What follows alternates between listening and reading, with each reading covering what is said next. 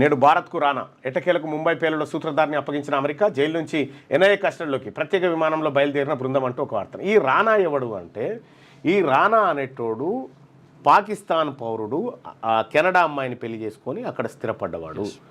అతడు వీసాల processing work చేసేటువంటి క్రమంలో ఇక్కడ ముంబై పేలుళ్ళు 2008లో జరిగినటువంటి పేలుళ్ళు ఏవైతే ఉన్నాయో ఈ పేలుల్లో సూత్రధారులకు వీసాలు ఈయన 5 ఏళ్ల పాటు బిజినెస్ వీసాలని అప్రూవ్ చేయడం ద్వారా వాళ్ళు ఇక్కడికి వచ్చి రెక్కి నిర్వహించి వెళ్ళిపోయారు. ఆ తర్వాత ఈ రానా అనేటోడు ముంబైలో ఒక బ్రాంచ్, తన కంపెనీ బ్రాంచ్ తెరిచిండు. అందులో లావాదేవీలు ఏం లేదు.